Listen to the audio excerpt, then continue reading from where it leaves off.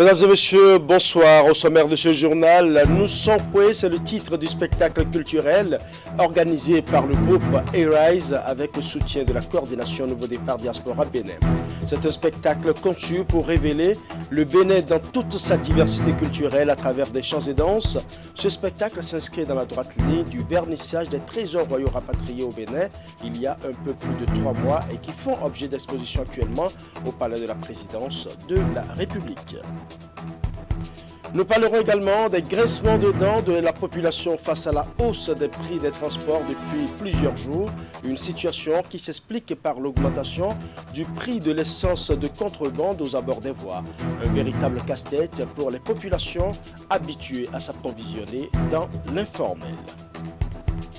Nous parlerons aussi sport dans ce journal avec la finale de la Coupe de la jeunesse de Waké disputée ce samedi par Espoir Badjoudé et Expérience FC de Séméret. C'est une finale âprement disputée par les deux équipes qui se sont retrouvées au tir au but après le match nul du temps réglementaire.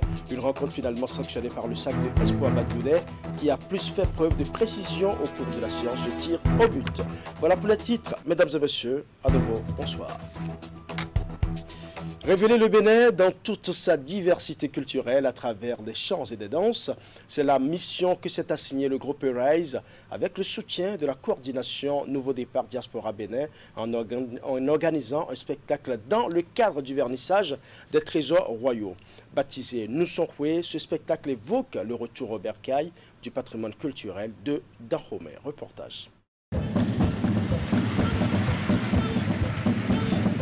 Dans cette salle rouge du Palais des Congrès de Cotonou, résonnent les tambours du spectacle Nous Sonkwe qui signifie retour à la source. Il est initié par le groupe A-Rise et la coordination Nouveau Départ Diaspora Bénin en hommage aux 26 œuvres royales restituées par la France au Bénin. Un produit culturel spécial intitulé Nous Sonkwe pour ainsi évoquer un retour obligatoire de tous les enfants de Akaba, Kezo, Beranzi, Biogera, Tofa et j'en passe à leur source a été conçu pour marquer d'un temps fort le retour chez nous de nos trésors royaux qui ont longtemps séjourné hors des frontières de leur pays de vie. Animé autour de la thématique Ma culture, mon futur, ce spectacle met en valeur l'ensemble de la diversité culturelle du Bénin, du Téké, Tipinti et d'autres rythmes du septentrion en passant par Adjogan de Porto Novo. Une incursion est également faite dans le royaume d'Abomey dont les reliques et l'architecture particulière nous rafraîchissent la mémoire sur l'histoire du peuple béninois. Moment de communion, de recueillement et de célébration des trésors du patrimoine culturel, ce spectacle a aussi été le lieu d'exposition et d'esquisse des pas de danse au rythme d'Akonhu, de Hungan et bien d'autres.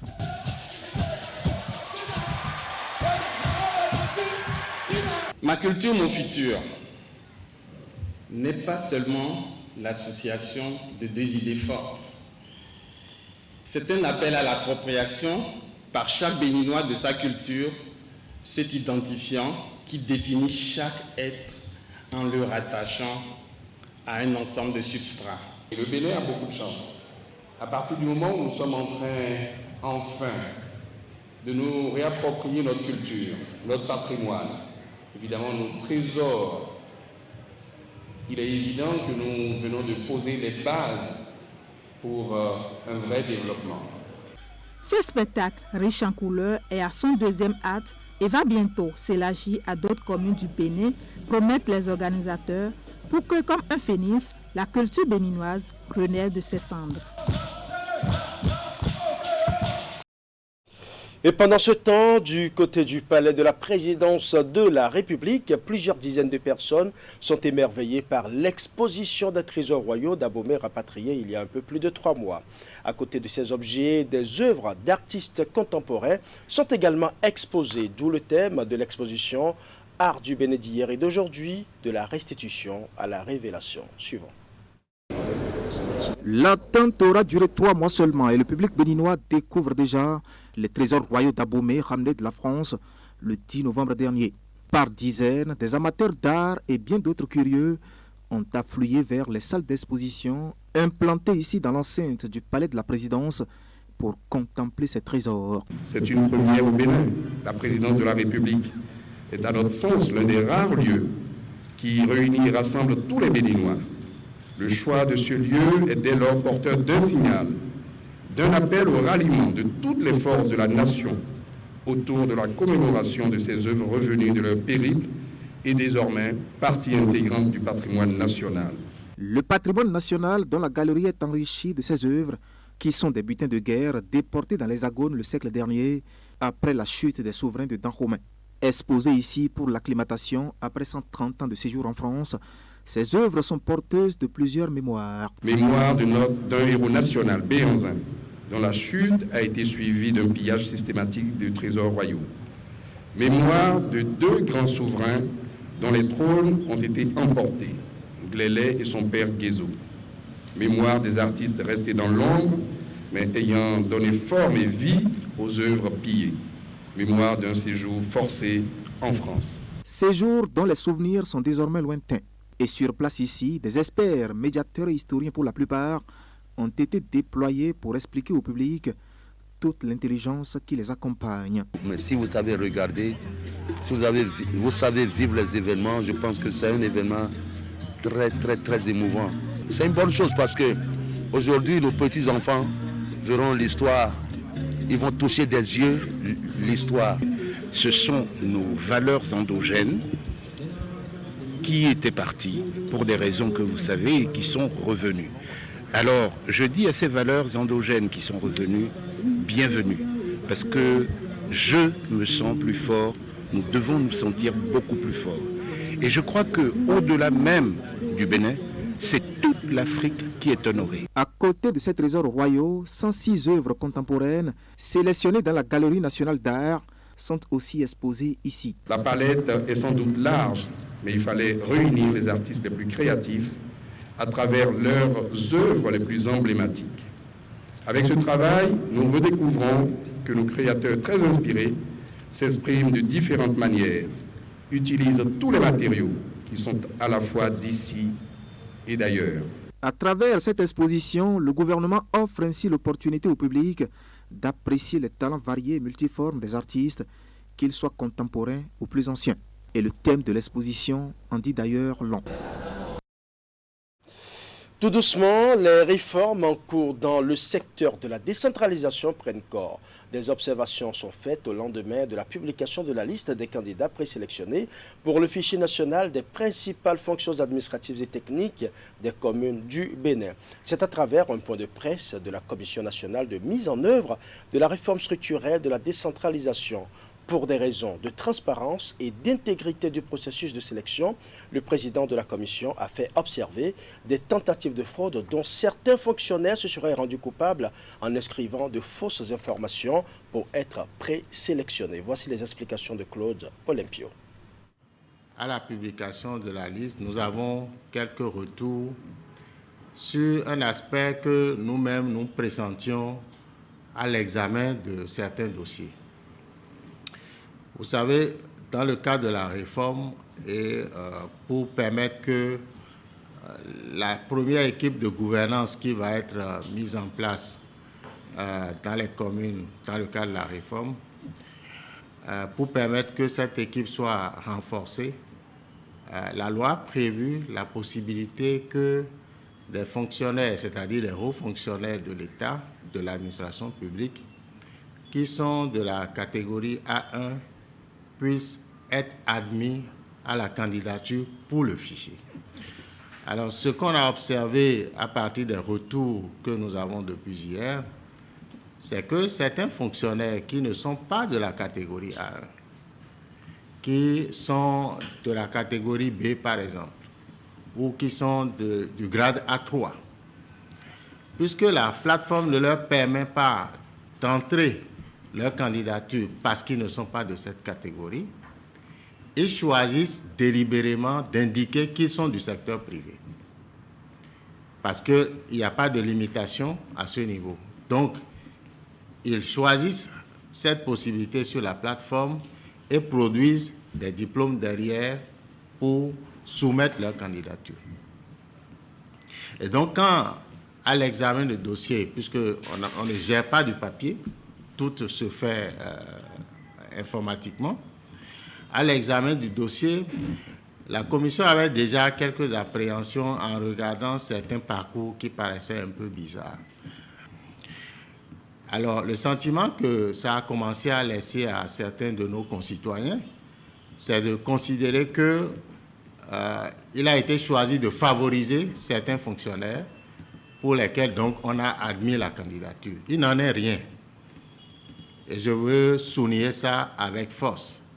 Si certains fonctionnaires qui ne sont pas de la catégorie A1 se sont retrouvés sur la liste, c'est simplement par cette fraude que je venais d'indiquer. Donc, je voudrais déjà exhorter ces fonctionnaires à s'abstenir dès maintenant. S'ils savent qu'ils ne remplissent pas les conditions prévues par la loi et qu'ils ont commis cette fraude, mais s'ils ne le font pas, ils seront identifiés et seront traités comme il faut. Parce que nous mettons un point d'honneur, et le chef de l'État y tient, que ce processus soit intègre et que les équipes dirigeantes qui vont sortir après la mise en place de ce fichier soient hors de tout doute. Et ça, nous n'allons pas faillir à ça, et c'est pour ça que nous voulons faire cette précision assez rapidement pour que les fonctionnaires qui se sont amusés à ce jeu prennent leurs responsabilités. Je vous remercie. Et cette rigueur mise en place dans le processus a également permis la tenue en bonne et due forme du concours, devant aboutir à la sélection des 77 secrétaires exécutifs au profit des mairies. Les épreuves ont été officiellement lancées ce samedi par le ministre de la décentralisation et de la gouvernance locale.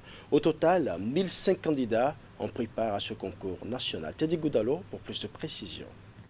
Ils ont tous répondu présents pour subir les premières épreuves écrites du concours devant aboutir à la sélection des 77 secrétaires exécutifs au profit des mairies. Et c'est le ministre de la décentralisation et de la gouvernance locale qui vient lui-même donner le top. C'est un cabinet professionnel qui a, sélectionné, qui a, identifié les épreuves. Vous savez qu'il y a 7 fonctions que nous voulons, sélectionner et mettre à disposition des élus. Et c'est le cabinet qui a piloté ça de bout en bout, sous l'œil vigilant de la commission qui regorge des représentants de chaque partie prenante. À la présélection, on a retenu les candidats sur la base de l'analyse de leur dossier. Alors, ce sont ces candidats qui ont été présélectionnés, qui sont dans ce centre aujourd'hui, le lycée Koulibaly de Cotonou, pour subir les épreuves. Alors, dans cette journée, nous avons 2 épreuves qui vont se dérouler, à savoir un test psychotechnique pour tous les candidats, quel que soit le poste. 1002 candidats étaient attendus pour prendre part à cette deuxième phase du processus de sélection. Puis, suite a été donnée aux réclamations de candidats dont les dossiers avaient été rejetés, ce qui porte l'effectif à l'arrivée à 1005. Un dynamisme du comité d'organisation salué ici par ces derniers. Je ne connais personne et je n'ai pas eu le contact de quelqu'un. Ça a été fait en ligne, la personne ne me connaît pas. Et ce matin, on a vu nos noms sur les listes. On a composé comme si c'était sorti il y a longtemps, quoi. Vous savez, dans le passé, ça ne serait pas comme ça. Il faut venir attendre et que c'est ici ce matin, on va voir ceux qui ont fait réclamation. Ça prend beaucoup de temps, mais ça a été automatique. Une fois que je n'avais pas vu mon nom sur le fichier, tout portait à croire que c'est un peu orienté, puis téléguidé, parce que je suis très confiant des expériences que nous avons accumulé toutes ces 10 dernières années en matière de décentralisation au Bénin. Il y a un message, un mail qui m'est parvenu pour s'excuser. Donc le comité s'est excusé par rapport au désagrément que j'ai reçu et ils m'ont invité à venir faire le test, ce qui est très très bien. Donc c'est pour dire une fois encore que franchement ça montre que ce comité est crédible et on doit aussi l'encourager pour que les résultats au finish, que ceux-là qui ont effectivement du mérite, ils puissent se retrouver à la tête de nos communes en République du Bénin. Pas d'inquiétude donc en ce qui concerne la crédibilité des membres qui composent le comité d'organisation du concours. Les 77 secrétaires exécutifs qui seront sélectionnés vont être déployés dans les mairies au plus tard le 1er avril prochain. Dans le secteur de l'éducation, l'enseignement du second degré vient d'être enrichi de 50 nouveaux inspecteurs de la promotion 2019 à 2021. Ils ont reçu leur diplôme ce vendredi des mains du ministre des Enseignements secondaires, techniques et de la formation professionnelle. Retour sur le temps fort de la cérémonie dans ce reportage. Il a fallu 2 années de formation pour ces inspecteurs de l'enseignement du second degré pour décrocher leur diplôme des mains de leur ministre de tutelle. Au nombre de 50, ils représentent la 6e promotion que met à disposition l'école de formation des personnels d'encadrement de l'éducation nationale. Les activités académiques déroulées sont faites essentiellement de cours en tronc commun qu'en spécialité, de stages pratiques au Bénin, à Clermont-Ferrand en France, à Bruxelles en Belgique et au Burundi. L'évaluation des performances s'est faite au moyen de productions originales, issues de travaux de recherche, de compositions sur table, de rapports de stage, de conduite d'activités pratiques en milieu professionnel et de soutenance de mémoire de fin de formation.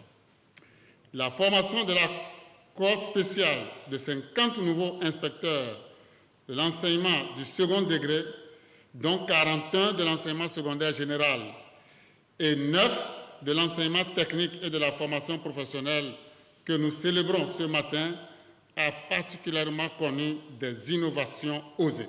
C'est un parcours de combattants pour ces désormais inspecteurs pédagogiques qui sont aptes à servir partout où besoin sera.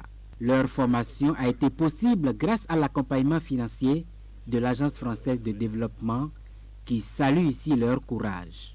Je voudrais adresser mes plus sincères félicitations aux nouveaux inspecteurs. Votre charge est redoutable et je forme les vœux que la formation qui vous a été donnée vous y a bien préparé. Vous aurez à contribuer à renforcer la qualité des dispositifs d'enseignement. Chers récipiendaires, je vous présente toutes mes félicitations pour votre brillant succès à toutes les épreuves que vous avez dû affronter pour en être là aujourd'hui. Je vous souhaite également et solennellement la bienvenue dans votre nouveau corps. J'ose croire que vous mesurez la portée de cette noble mission et les nombreuses attentes de tous les acteurs de notre système éducatif à votre endroit. Ces 50 nouveaux inspecteurs de l'enseignement du second degré viennent donc rehausser l'effectif dont dispose le service de l'inspection générale du ministère. Cette cérémonie consacre leur opérationnalisation pour de nouveaux défis. Nous parlerons à présent de la hausse des prix des transports, une situation qui serait due à l'augmentation du prix de l'essence de contrebande aux abords des voies. Un véritable casse-tête pour les populations habituées à s'approvisionner dans l'informel. Une de nos équipes de reportage est descendue sur le terrain pour faire le constat de la situation. Suivons.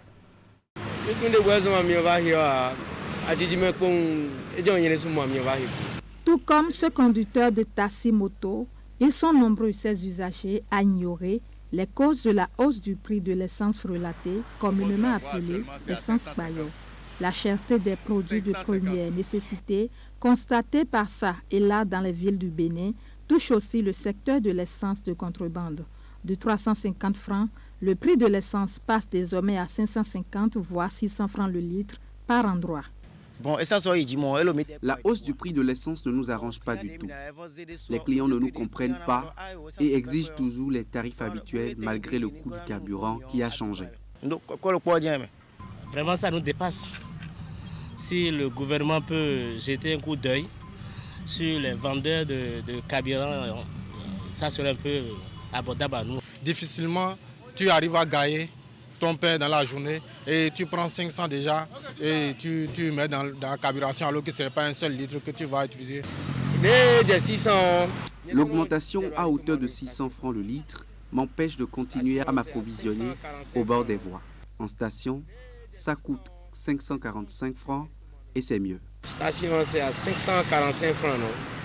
Le carburant, qui est considéré comme un produit frégaté, n'est pas un truc à conseiller. Aujourd'hui, le prix a monté. Pour moi, ce n'est pas une mauvaise chose. Ça devrait normalement encourager la population à aller vers les stations, c'est tout. Au dire des responsables et vendeurs d'essence approchés, la hausse du prix de ce carburant n'est pas à imputer aux vendeurs. Le problème serait dû à un dysfonctionnement à la source d'approvisionnement. Le prix de l'essence a augmenté parce que ça a augmenté au Nigeria. Les gens préfèrent aller à la station que de payer chez nous. Il y a de méventes avec nous, on ne vend plus. Si le Nigeria commence pas à avoir de problème, automatiquement ça agit sur nous ici. Parce que dans ce domaine, le Bénin dépend du Nigeria. Ce qui a fait qu'il y a une légère augmentation du prix au bord des voies. Mais pour des situations pareilles, ça ne dure pas au Nigeria. Parce que la population nigériane aussi vit de ça. Donc d'ici une semaine ou plus, vous allez constater que ça va diminuer. Mais en attendant le dénouement de la situation, vendeurs et clients du Payor continuent de souffrir le martyre. Parlons sport à présent avec la finale de la Coupe de la jeunesse de Waké qui a opposé deux équipes finalistes. Il s'agit de Espoir de Badjoudé et celle de l'Espérance FC de Séméré. Ces deux formations se sont affrontées sur le terrain de Badjoudé ce samedi 19 février 2022. Le score du temps réglementaire qui est de 1 but partout a conduit la séance au tir au but. Au terme, c'est l'équipe de Badjoudé qui l'emporte avec un score de 5 buts contre 4. Abdou Sahabi, Idrisso pour plus de précision.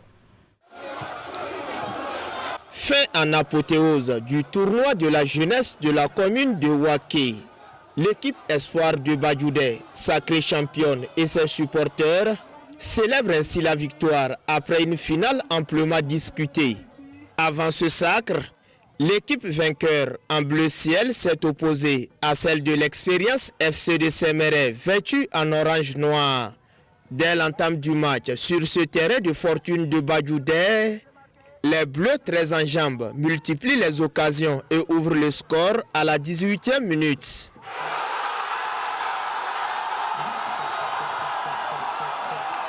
C'est à la 74e minute de retour des vestiaires que l'Espérance FC de Séméré s'est retrouvée et marque le but d'égalisation.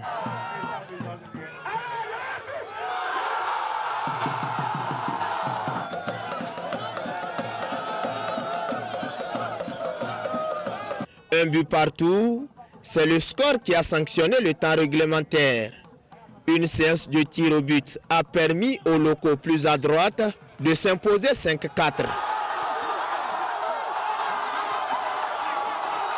L'équipe FC de Badjoudé remporte ainsi la coupe. Organisé par Boukari Idrissou Seydou Di Papin, l'une des anciennes gloires du football dans le Septentrion, ce tournoi qui a mobilisé les populations de la commune de Waké vise à détecter les talents en vue de les promouvoir. Vous n'êtes pas sans savoir que le football aujourd'hui est un sport qui unit les peuples. Et en dehors de ça, vous constatez que le football est devenu du mercantile. Aujourd'hui, lorsque vous voyez les Sadio Mané, ils sont partis de zéro et ils sont devenus des zéros aujourd'hui. L'objectif est donc noble et s'inscrit en droite ligne de la vision du chef de l'État. Vous n'êtes pas sans savoir que le chef de l'État, dès qu'il est arrivé, et dans son PAG, il a accordé une partie très importante au sport et à la jeunesse. Pour preuve, le ministre des Sports, Oswald Omeki, c'est un jeune. Donc nous qui sommes aujourd'hui les enfants de la rupture, nous devons accompagner, n'est-ce pas, la dynamique du chef de l'État. Et c'est pour ça, avec nos maigres ressources, nous sommes en train de faire ce que vous voyez. La remise de trophées à l'équipe vainqueur de médailles, d'enveloppes financières et de jeux de maillots a mis un terme à ce tournoi. Voilà, ce sera tout pour ce journal. Merci pour votre aimable attention. Bonne soirée chez vous.